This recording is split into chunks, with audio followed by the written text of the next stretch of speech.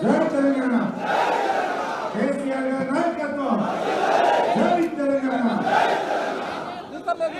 ఇప్పటివరకు ఎఫ్ఐబీసీ కేసులో విచారణకు ఉపయోగించినటువంటి కేటీఆర్ గారికి శాసన మండలి సభ్యులు ప్రతిపక్ష నాయకులు టీఆర్ఎస్ కుటుంబ సభ్యులందరికీ పేరు పేరున నమస్కారం. వాస్తవానికి రేవంత్ రెడ్డి తన యొక్క తన చేతగాని ధనాన్ని కప్పిపుచ్చుకోవడానికి ప్రజల పక్షాన తెలంగాణ గొప్పపై ప్రతి ఓటు ప్రశ్నిస్తున్నటువంటి నిర్వహిస్తూ ఉన్నారు. రేవంత్ రెడ్డి 18 ఎన్నికల కాలంలో కేటీఆర్ గారి మీద 14 కేసులు పెట్టారు. 18 ఎన్నికల కాలంలో నువ్వు ప్రజలకు ఇచ్చిన ఒక హామీ మీ ఛాన్స్ ఈ హామీ అమలు చేయడానికి మీ మీద చీటింగ్ కేసు పెట్టాల్సిన అవసరం ఉంది. నువ్వు మాట తప్పినందుకు మీ మీద కేసు పెట్టాల్సిన అవసరం ఉంది. దేవుడి మీద ఒట్టుబట్టి మాట్లాడుతున్నావు. అసలు నీలో చెప్పి మాట్లాడుతున్నావు. మాట తప్పు తప్ప మాట మీద పెట్టుకున్న పాపాలను కూడా పోలేదు. కేటీఆర్ గారు ఈ రాష్ట్రం యొక్క గౌరవాన్ని పెంచే విధంగా మొత్తం ఇండియాలో అనేక రాష్ట్రాలు మాకు ఈ కార్ రేసింగ్ కావాలంటే మాకు కావాలని పోటీ పడితే తన శక్తి యుక్తులను ఉపయోగించి హైదరాబాద్ కు ఈ కార్ రేసింగ్ తెచ్చి మన రాష్ట్రం యొక్క గౌరవాన్ని అంతర్జాతీయ స్థాయిలో రేవంత్ రెడ్డి నువ్వు ఎవరు నిర్వహించను అన్నా ఎవరు ఏ రాష్ట్రం కూడా అందాల పోటీలు నిర్వహించబోన్నారు.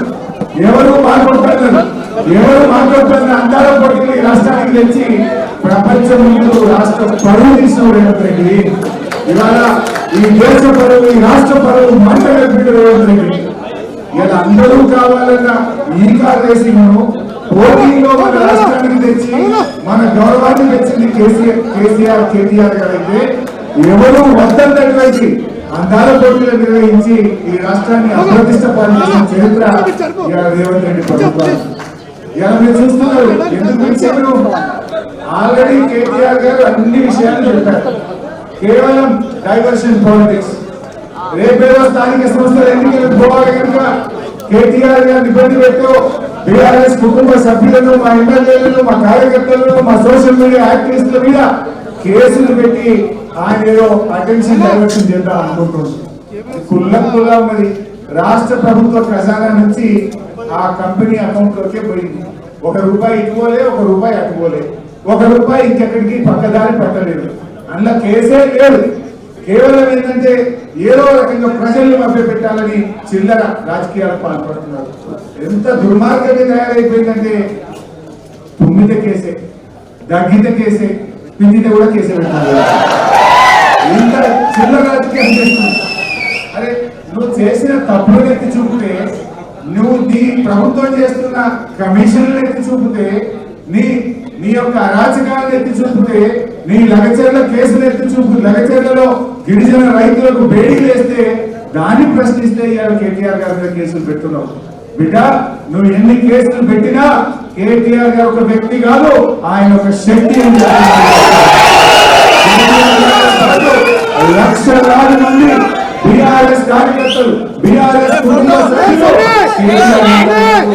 కేటీఆర్ ముట్టుకుంటే హెచ్చరిస్తూ నేను ఎక్కువ టైం తీసుకోకుండా గవర్నమెంట్ కేటీఆర్ గారిని మాట్లాడాల్సిందిగా కోరుతున్నాను.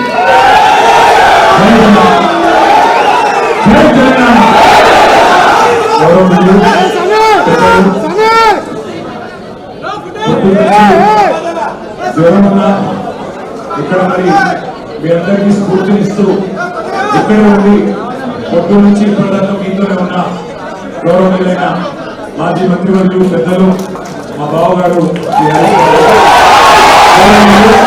శాసన మండలిలో ప్రతిపక్ష నాయకులు పెద్దలు మాన్యులు నరసింహాచారి గారు, గౌరవనీయులైన ఎమ్మెల్యేలు, గౌరవనీయులైన ఎమ్మెల్సీలు, గౌరవ ఎంపీలు, అదేవిధంగా గౌరవనీయులైన వివిధ నియోజకవర్గాల ఇన్ఛార్జీలు, అదేవిధంగా ఈరోజు మరి చాలా చాలా ప్రాంతాల నుంచి తరలి వచ్చిన మా అన్నదమ్ములకు, మా ఆడపిల్లలకు,